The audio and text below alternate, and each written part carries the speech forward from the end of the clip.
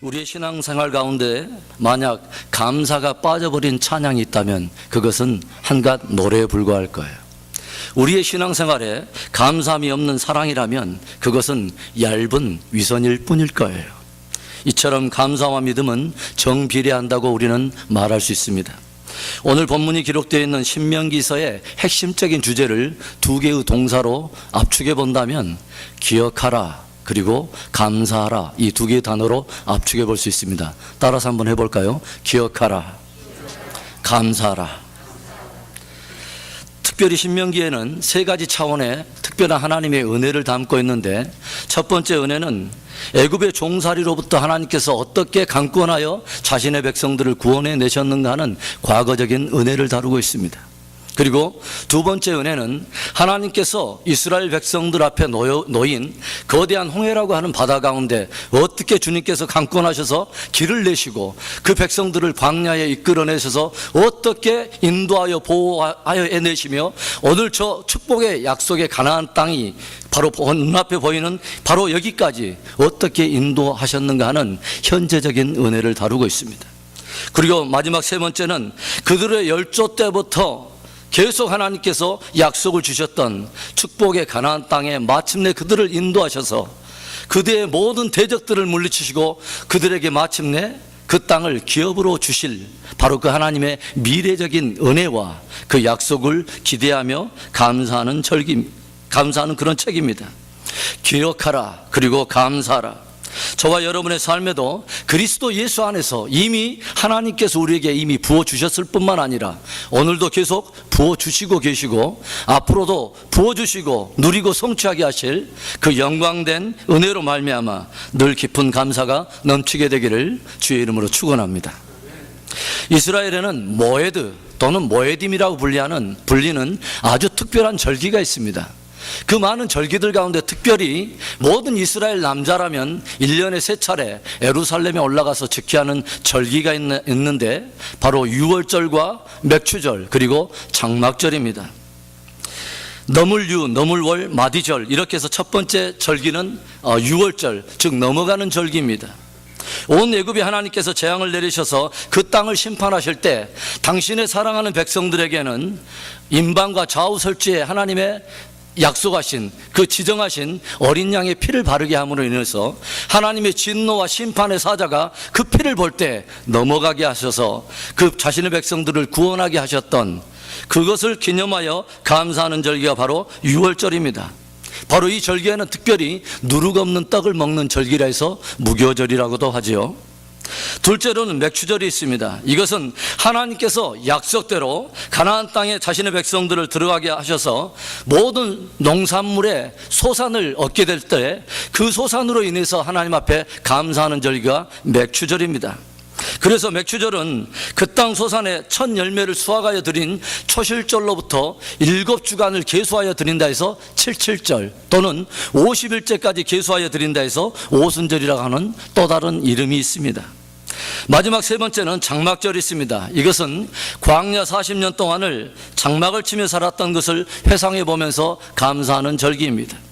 그들이 40년 동안 광야 생활을 하는 동안 겪어야 했던 많은 어려움도 있었지만 자신의 백성들 사이에 그들만 장막을 치게 하신 것이 아니라 그들을 가운데 자신의 장막을 함께 들이시고 자신의 사랑하는 백성들과 함께 하시고 함께 이동하시며 자신의 백성들을 보호하셨던 그 하나님의 은혜를 기억하는 바로 절기가 장막절인 것이죠. 그래서 이 장막절에는 모든 이스라엘 백성들은 자신의 삶의 터전을 떠나서 한적한 곳에 장막을 치고 과거에 주셨던 은혜 그리고 오늘도 그들 위에 장막을 들이시고 그들을 보호하시는 은혜 그리고 그곳에 머물면서 영원토록 그들과 함께 하실 바로 영원한 은혜의 장막을 동경하면서 이 장막절을 지내게 된 것입니다. 이스라엘 백성들의 1년 주기는 이처럼 아주 중요한 세 개의 절기와 함께 엮어서 하나님께서 살도록 이스라엘 백성들에게 명령을 하셨습니다. 하나님께서 이 세 절기에 하나님의 백성들을 엮어두신 그 이유는 이 세 개의 절기가 하나님의 백성들에게는 너무도 중요한 의미를 가지고 있기 때문이기도 하고 또 하나는 구원받은 그 백성들이 늘 하나님께서 베푸신 은혜와 앞으로 주실 또 베푸실 그 은혜를 되새기면서 감사하는 생활을 하게 하시려는 목적이 있었던 것입니다. 오늘은 맥주 감사주일입니다. 맥주 감사주일이 아니라 맥주 감사주일입니다. 그렇다면 맥주절 안에 담겨있는 깊은 감사의 의미는 무엇이 있을까요? 맥주절이 담고 있는 깊은 감사의 의미는 첫째로 우리의 삶에 베풀어 주신 하나님의 신실하신 공급에 대한 감사의 의미를 담고 있습니다. 우리 함께 9절과 10절의 말씀을 함께 읽어봅니다. 7주를 계수할지니 곡식의 낫을 대는 첫날부터 7주를 계수하여 내 하나님 여호와 앞에 7.7절을 지키되 내 하나님 여호와께서 내게 복을 주신 대로 내 힘을 헤아려 자원하는 예물을 드리고. 아멘. 맥주절은 가나안 땅에 들어가서 수확한 모든 소산을 드리면서 감사하는 절기입니다. 하나님께서 어떻게 광야의 40년 동안 단 하루도 빠짐없이 그들을 보호하시고 공급하셨는가. 그래서 마침내 이 가나안 땅에 들어와서 이 가나안의 약속의 그 양식을 먹도록 인도하셨는가 하는 하나님의 신실한 공급을 진실로 감사하는 절기가 맥주절인 것이죠. 구원받은 백성들에게 하나님께서 어떻게 자신의 약속을 따라 삶 속에 풍성함으로 공급해 오셨는가를 깊이 하나하나 헤아려 보면서 감사하는 절기가 바로 맥주절에 담긴 감사의 의미인 것입니다. 이스라엘 백성들이 출애굽에서 광야로 나갔을 때 그들이 애굽으로부터 가져왔던 모든 양식이 동이 났습니다. 그런데 양식이 동이 나고 그들이 마실 물이 없어질 때 모든 이스라엘 백성들은 자신을 광야 가운데 이끌어낸 지도자를 원망하고 하나님의 인도하심에 대해서 의심을 품기 시작하고 불평하기 시작합니다. 그들은 마치 하나님이 그들을 인도하신 후에는 아무런 능력이 없이 그들을 이제는 방치하고 광야에 내버려 두신 하나님처럼 하나님을 악평하며 그 하나님 앞에 불평을 해야 됩니다. 그러나 우리가 성경을 통해서 우리가 보게 되는 것이 어떤 모습입니까? 하나님은 광야 40년 동안을 단 하루도 쉴 수가 없이 아침마다 만나를 공급하시고 그들이 정말 간절히 원했던 고기를 먹게 하시라고 광야에 동풍을 불게 하심으로 메추라기를 공급하셨습니다. 그런가 하면 불기둥과 구름기둥으로 자신의 부르시고 택하신 백성들을 섬세하게 보호하시고 인도하셨던 놀라운 하나님의 은혜를 바라보게 됩니다. 해마다 맥주절이 돌아오면 교회마다 이 교회력을 따라서 맥주절기를 지킵니다. 교회력이 지키는 이 맥주절의 의미는 연초에 시작했던 우리의 모든 삶이 상반기를 거쳐가면서 되돌아보면서 하나님께서 매일매일 우리의 삶 속에 어떻게 자신의 백성들에게 공급하셨는가 하는 그 의미를 새겨보면서 하나님 앞에 감사하는 시간들입니다. 올 상반기 우리의 삶을 조용히 한번 되돌이켜 보십시오. 하나님께서 나의 삶 속에는 어떻게 역사하셔서 오늘을 있게 하셨는가 깊이 헤아려 보십시오. 여러분 오늘 건강이 있으십니까? 감사하시기 바랍니다. 몸이 아파서 아픈 병을 나은 것만이 감사가 아니죠. 오히려 하나님께서 병이 들지 않도록 지켜주신 그 하나님의 은혜에 우리는 더 감사해야 하는 것입니다. 오늘 나에게 호흡이 있습니까? 감사하시기 바랍니다. 혹 저와 여러분에게 오늘 시험과 연단이 있습니까? 그것조차도 아름답게 하실 하나님을 기대하며 감사하는 성숙한 저와 여러분이 될 수 있기를 축원합니다. 지도간 열병을 앓으며 이제는 볼 수도 없고 들을 수도 없고 말할 수도 없었던 삼중고를 겪었던 헬렌 켈러 여사가 지었던 3일 동안 볼 수 있다면이라는 작품에 보면 이런 소망을 그 안에 담고 있습니다. 만일 내가 3일 동안 볼 수 있다면, 첫날에는 모든 사람들이 가능성 없다고 내팽개쳐 버린 나에게 큰 위로와 소망을 안겨준 설리반 선생님을 찾아가 그분의 아름다운 모습과 외모를 하나하나 내 눈에 새기고 내 마음에 새길 것입니다. 그리고 들여나가 바람에 나풀거리는 나뭇잎들과 꽃을 바라보며 지는 석양의 아름다움을 보며 하나님께 감사를 드릴 것입니다. 둘째 날에는 웅장하게 동트오는 새벽을 보면서 메트로폴리탄에 있는 박물관을 찾아 전시물들을 관람하고, 오후에는 미술관의 많은 작품들을 감상한 후에 보석같이 하늘에 반짝이는 별들을 바라보며 창조주 하나님께 감사를 드릴 것입니다. 그리고 셋째 날에는 일찍 거리에 나와 출근하며 분주히 살아가는 사람들의 모습을 보고 오페라 하우스의 공연과 영화를 관람한 후에 네온 사인 반짝이는 거리를 빠져나와 집으로 돌아와 그동안 지난 3일을 눈을 열어보게 하신 하나님 앞에 나는 감사를 드릴 것입니다. 오늘 여러분 여러분의 눈이 볼 수 있습니까? 그것으로 인해 여러분 감사하시길 바랍니다. 들을 수 있습니까? 그것으로 인하여 하나님께 감사할 수 있기를 바랍니다. 말할 수 있습니까? 그것으로 하나님 앞에 감사할 수 있기를 바랍니다. 땅을 일구고 땀을 흘리며 밭을 경작하는 농부는 압니다. 자신이 씨를 뿌리고 밭을 갈구고 또 이마에 땀을 흘리며 수고를 해도 하나님께서 하늘을 열어서 비를 내려주지 않는다면, 하나님께서 적절한 바람과 공기와 햇빛을 주지 않는다면 결코 수확할 수 없다는 것을 농부는 잘 알고 있습니다. 그래서 농사를 하는 사람은 늘 겸손히 하늘의 은혜 앞에 자신을 낮추고 하늘의 은혜를 바라는 것입니다. 이스라엘 백성들이 들어가게 된 그 가나안 땅의 특별한 그 특징은 천수답이라고 하는 그 지역입니다. 천수답이라고 하는 그것은 뭐냐면 하늘에 오직 그 내리는 비에 의존해서 농사를 짓는 것을 바로 천수답이라고 말하는 것이죠. 하늘의 은혜를 바라며 감사하며 살도록 하신 하나님의 특별한 섭리가 있는 땅이 바로 가나안 땅인 것입니다. 오늘 저와 여러분이 정말 하나님의 은혜 때문에 살고 있음을 깊이 기억하고 그 은혜로 말미암아 사는 것을 우리가 체험한다면 바로 그것이 하나님의 통치가 있는 축복의 약속의 땅인 것입니다. 하나님께서는 왜 이스라엘 백성들을 하필이면 광야라고 하는 풀 한 폭이 나지 않은 그 박토의 이스라엘 백성들을 인도해 내셨을까요? 광야는 농사를 할 수 있는 땅이 아니에요. 구원받은 이스라엘 백성들이 광야에서 뼈저리게, 정말 뼈저리게 느꼈을 것이 무엇이라고 여러분 생각하십니까? 광야는 하나님의 은혜가 아니고서는 단 한 발짝도 전진할 수 없는 것이 광야입니다. 광야는 하나님의 인도하심이 아니라면 어디가 길인지를 알 수 없는 것이 바로 광야입니다.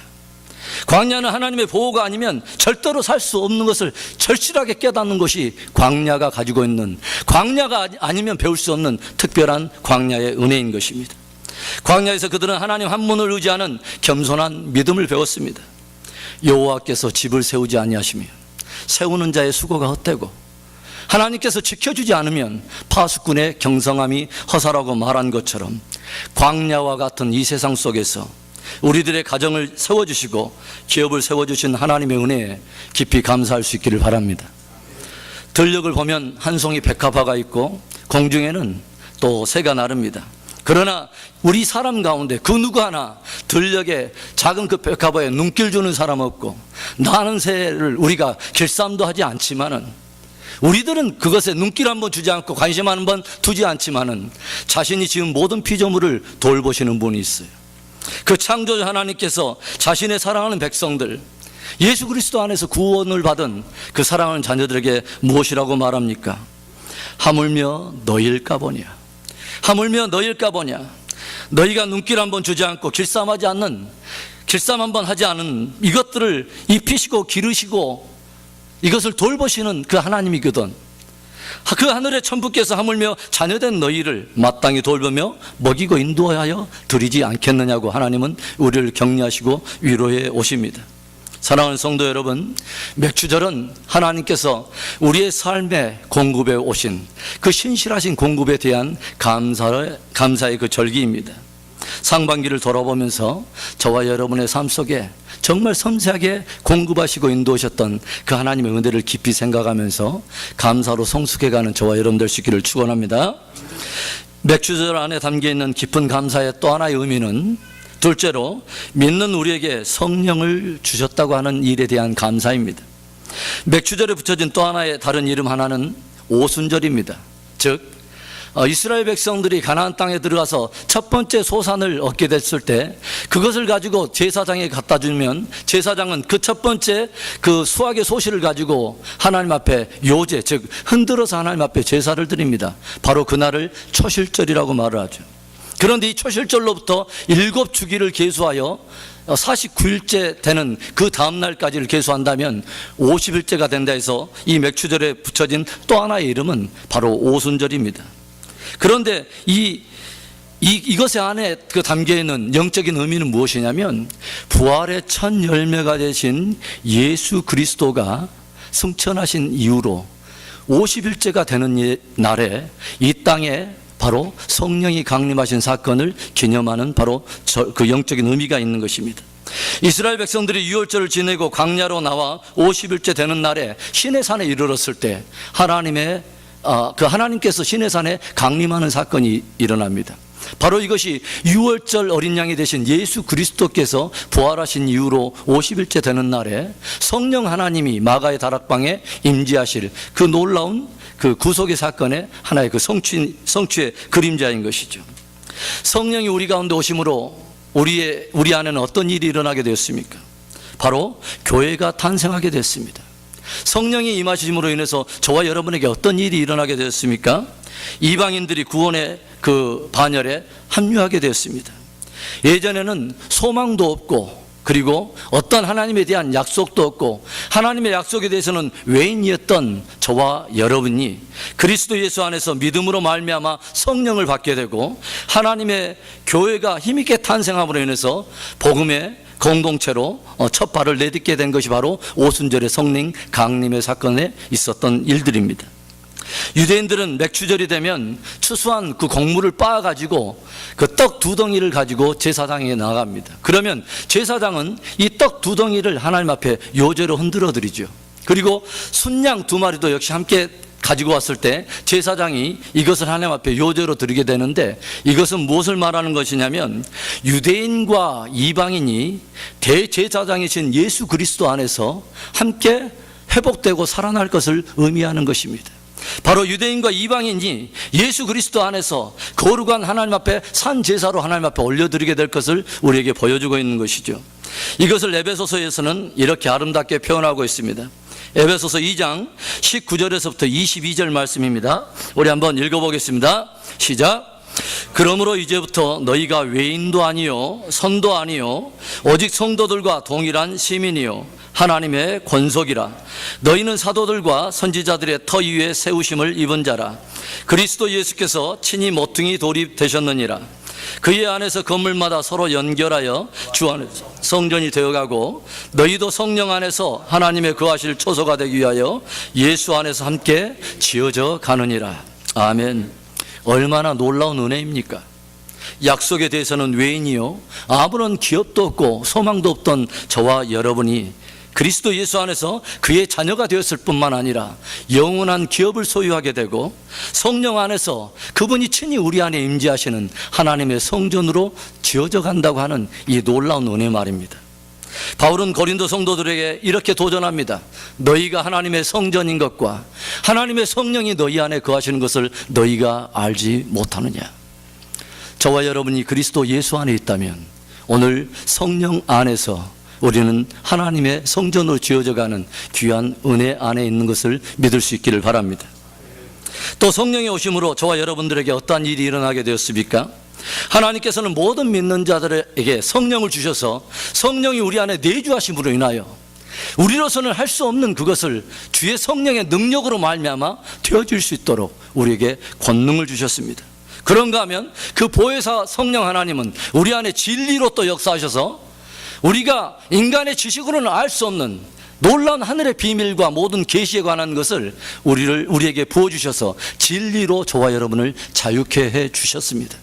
그리고 오늘도 그 성령 하나님은 우리로 하여금 그 고난의 길, 십자가의 길이지만, 그 좁은 길이지만 참으로 하나님 앞에는 영광스러운 그 길을 능히 걸을 수 있도록 우리를 힘있게 하시고 지혜롭게 하시고 우리를 견고하게 붙들어 주시는 은혜가 있습니다. 제자들이 모두 예수님을 떠나고 또 주를 따랐던 모든 사람들이 다 흩어졌지만, 오순절 바로 그날에 약속의 성령이 임할 것을 약속으로 받았던 소수의 무리들이 마가의 다락방에서 기도하였을 때 하나님의 약속대로 마침내 그날 오순절날 하나님은 바로 성령을 우리 가운데 보내주셨습니다. 그래서 우리가 초대교회 역사를 다루고 있는 사도행전을 보면 모든 성도들과 또 사역자들의 성품과 기질을 다루면서 자꾸 이런 표현들이 등장하죠. 성령과 지혜가 충만하여, 또 믿음과 성령이 충만하여, 계속해서 성령의 역사가 성도들 안에 일어나고 있다는 것을 지금 다루고 있는 것이죠. 성령은 세상적으로는 아무런 지식이 없어 보이는 갈릴리의 초라한 어부였던 베드로의 혀의 권세를 사로잡아서 이 세상이 도저히 이해할 수도 없고 깨달을 수 없었던 하늘의 비밀을 성령으로 토해내시게 하심으로 인해서 무려 듣는 3,000명의 많은 영혼들의 가슴을 후벼 파면서 저들로 하늘의 신비한 그 영생의 복음을 듣게 하고 그 주님께 돌아오게 하는 축복의 통로로 삼아주셨습니다.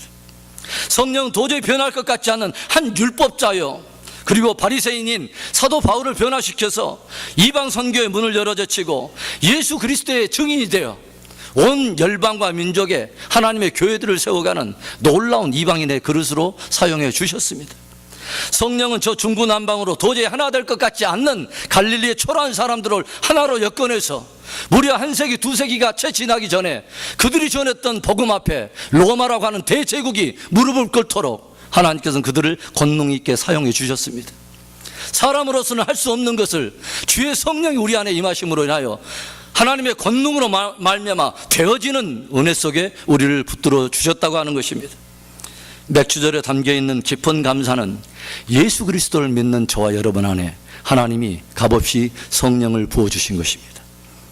도저히 구속받을 수 없는 우리 안에 믿음을 주시고 양자됨과 구속, 그리고 영원한 그 기업을 소망으로 갖게 하셨을 뿐만 아니라 그 성령 하나님은 그리스도의 강림하신 그날에 저와 여러분들을 예수 그리스도의 그 머리 대신 예수님의 부활하심과 같이 저와 여러분을 새롭게 변화시켜서 영원한 그 기업의 상속자로 세워주실 우리 안에 인치시고 반드시 그걸 성취해내실 귀한 하나님의 그 역사인 것입니다.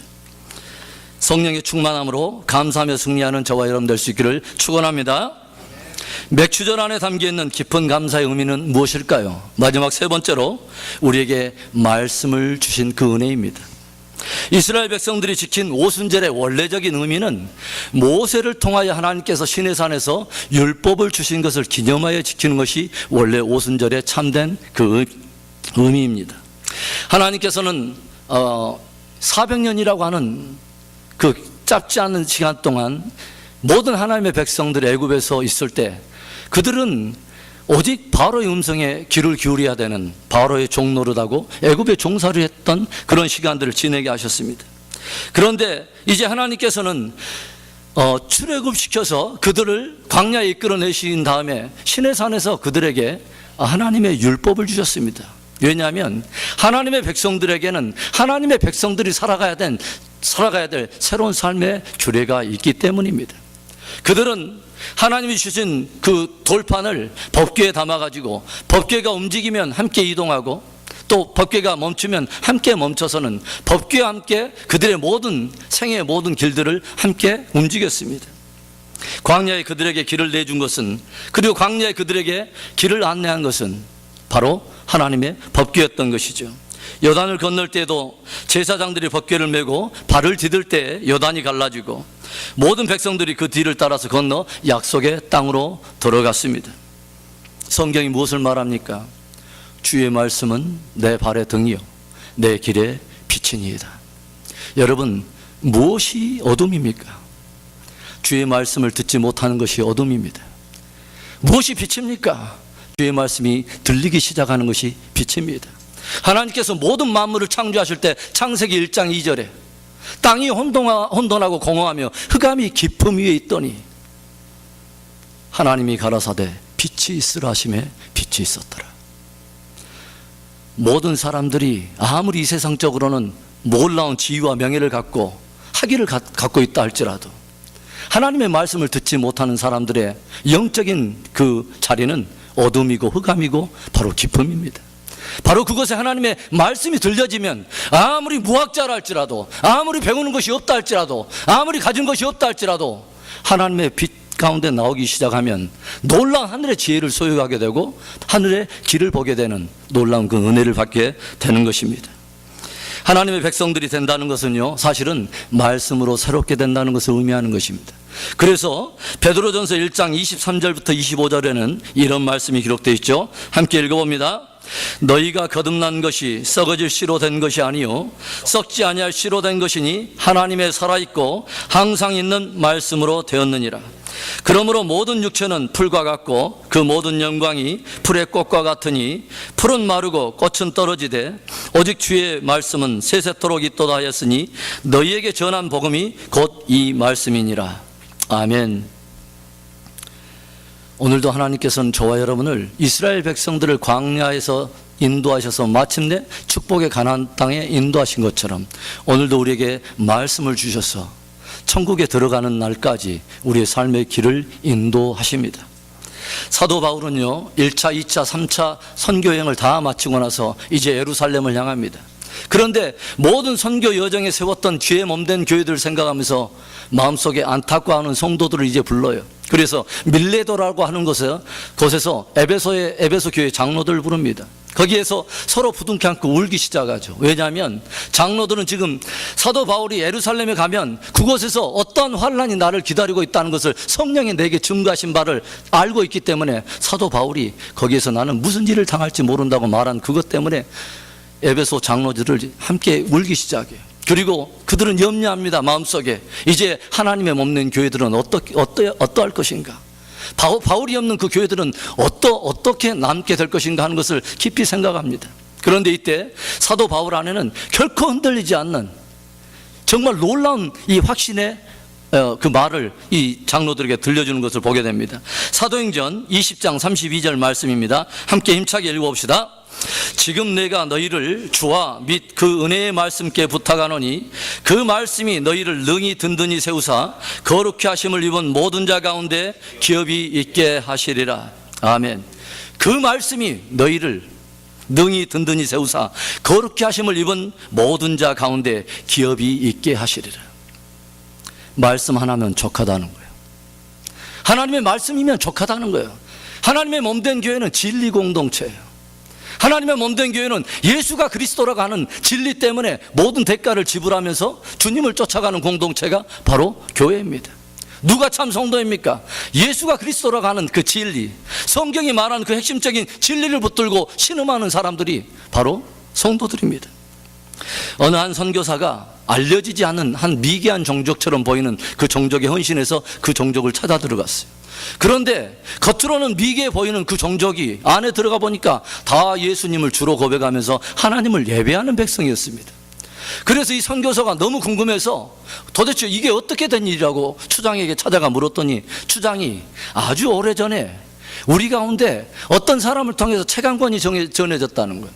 그런데 책 앞장을 딱 보니까 바로 거기에 어떤 여자아이의 이름이 기록돼서 사인이 기록된 것을 보았어요. 다름이 아닌 성경이었는데 이 성경이 어떻게 해서 바로 이 종족까지 흘러 들어왔는가를 선교사가 너무 궁금해서 추적해 봤답니다. 그랬더니 한 영국에 있는 한 국민학생 그 여자아이가 자기의 생일을 당해서 몇 불을 모아가지고 성경을 사서 거기에다 자기 이름을 써서 선교단체에 보내서 아직도 복음을 듣지 못한 하나의 종족이 있다면 그 종족에 이 성경을 꼭 전해주세요라고 부탁했다고 합니다. 그리고 그 성경을 보내고 나서 간절히 기도하면서 기다리고 있는데 이 소년은 알지 못했지만 이 성경이 바로 그 종족에 전해지면서 이 종족이 불과 몇 년 안에 복음화가 됐다고 하는 거예요. 성경이 하나님의 말씀으로 들려지는 개인, 성경이 문자적인 그런 말이 아니라 하나님의 말씀으로 들려지는 나라와 공동체는 모두 하나님이 다시 한번 그 하나님의 살아있고 운동력이 있어 좌우의 날선 그 검보다 예리한 하나님의 말씀은 얼마든지 그 개인과 나라와 역사를 변화시켜서 하나님의 일을 하기에 선한 병기로 세우시는 능력이 있음을 믿습니다. 특별히 저와 여러분이 맥추절을 되새기면서 말씀에 대한 깊은 회복이 있기를 바라요. 마지막 시대의 전쟁은 진리 전쟁이에요. 제가 영적 전쟁을 다루면서 다시 한번 발견하게 된 것은 마지막 시대 전쟁은 진리 전쟁이라고 하는 것이었습니다. 그 진리의 핵심 뭐냐? 예수가 그리스도라고 하는 거예요. 힌두교권, 불교권, 회교도권, 공산권 할 것 없이 모든 지구촌의 모든 민족들이 가지고 있는 거짓된 진리는 뭐냐? 예수도 그리스도다, 또는 예수도 여러 그리스도 중에 하나다라는 그런 잘못된 것을 가지고 있는 것이죠. 그러나 저와 여러분은 무엇을 알고 있느냐? 예수만이 그리스도라고 하는 것을 가지고 있는 것입니다. 마지막 사단은 모든 괴계와 모든 것들을 동원해서 믿는 성도들 안에 그거 하나를 빼앗을 거예요. 예수가 그리스도냐? 라고 물을 것입니다. 그 진리 하나를 빼앗으려고 몸부림칠 거예요. 저와 여러분 안에 맥추절의 축제가 회복되기를 바라요. 하나님의 말씀이 하나님의 말씀으로 들려지는 그 기쁨, 예수 진리를 사랑하는 그 행복, 예수 안에는 그 부요함을 아는 축복이 저와 여러분 안에 회복되기를 바라요. 예수님을 그 어머님을 뵈러 제가 한국에 갔는데, 제가 갔을 때는 의식이 또렷했습니다. 그래서 어머님과 함께 그동안 어머니께 받았던 신앙의 그런 영향에 대해서도 감사드리고, 어머니께 천국에 대한 소망도 함께 나누면서 얘기를 나눴는데, 제가 가족들의 말을 들으니까 비행기 타고 이렇게 돌아오는 여정 가운데 갑자기 이제 어머니의 그 혈압이 많이 떨어지면서 결국은 그 큰형님 다니는 그 목사님을 모셔다가, 그 교회 목사님 모셔다가 예배 드리는 가운데 임종을 하셨다고 제가 전해 들었습니다. 제가 그 말씀을 듣고 나서 저희 가족들이 집사람과 우리 아이들과 함께 손을 잡고 하나님 앞에 감사를 했습니다. 너무너무 감사했습니다. 육체적으로는 별 수 없는 아쉬움이 있지만 우리 안에 참 평강과 그 영혼의 그 누구도 흔들 수 없는 깊은 기쁨이 있는 이유는 예수 그리스도께서 걸어가신 그 길과 예수님의 입에서 나온 그 말씀이 모두 진리임을 믿기 때문입니다. 예수께서 하나님의 아들이심을 믿는 자가 아니면 세상을 이길 자가 누구냐? 사도 요한의 말처럼 이 세상 그 어떤 인간이, 사람이 죽어가는데 그 앞에서 감사할 수 있겠습니까? 누가 사망 앞에서 담대히 찬송하며 승리할 수 있겠습니까? 예수가 하나님의 아들이요, 예수가 그리스도임을 믿는 바로 성도된 저와 여러분 안에 이 놀라운 진리가 있기 때문에 우리는 하나님 앞에 감사할 수 있는 것입니다.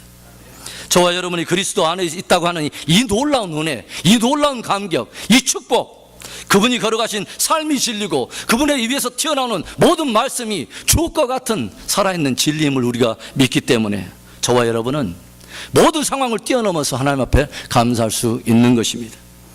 이스라엘의 절기는 그들만의 절기는 아니에요. 이 모에딤이라고 하는 단어는 하나님이 지정하신 어포인티드 타임을 말하는 것입니다. 단순한 그냥 절기가 아니라 하나님이 그리스도 예수 안에서 장차 이루시게 될, 저와 여러분을 위해서 이루시게 될 모든 일들을 그림자처럼 그 안에 담아두신 것이 절기가 담고 있는 비밀한 그 복음입니다. 유월절이 무엇입니까? 십자가의 구속의 은혜를 상징하는 것이죠. 맥추절이 무엇입니까? 장차 믿는 성도들에게 부어주실 성령의 역사 아닙니까? 장막절이 무엇입니까? 예수 그리스도의 재림과 함께 우리에게 드리워질 영원한 장막에 대한 소망을 그 절기 안에 담아둔 것이 아니겠습니까? 왜 하나님께서는 이 세 가지의 절기를, 이 절기를 따라 하나님의 백성들을 끊임없이 반복 속에 매해를 살게 하셨을까요?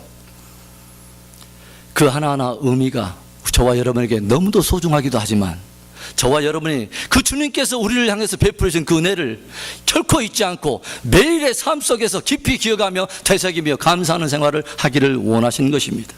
사랑하는 성도 여러분, 사람이 불행하기 때문에 감사하지 못하는 것은 아니에요.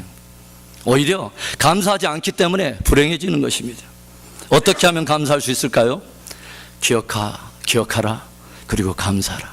기억하는 것입니다. 주님께서 예수 그리스도 안에서 우리를 위해서 어떤 일을 행하셨는가를 깊이 기억해 보는 것입니다. 그리고 우리를 구원하셨을 뿐만 아니라 어떻게 그분의 신실하심을 따라 우리의 삶 속에 공급해 오셨으며, 그분이 믿는 우리에게 성령으로 역사하셔서 감히 저와 여러분에게 하늘의 소망을 꿈꾸게 하고 믿음의 그 자녀가 되는 놀라운 기업을 주시고, 그리고 오늘도 우리 안에 내주하셔서 우리에게 십자가의 길, 영광의 길을 걸어갈 수 있도록 성령을 부어주신 은혜, 그리고 오늘도 무엇보다도 진리의 말씀을 두셔서 문자적인 그 하나의 말이 아니라 살아계신 하나님의 말씀으로 들려져서 열매를 맺도록 하시고 하나님의 백성으로, 그 가나안 땅의 백성으로 준비시켜가는 그 은혜, 이것이 맥추절이 담고 있는 깊은 감사의 의미인 것입니다. 저와 여러분 안에 이 맥추절의 그 축제가 회복되며 깊이 감사하면서 승리하는 은혜가 있기를 축원합니다. 기도하겠습니다.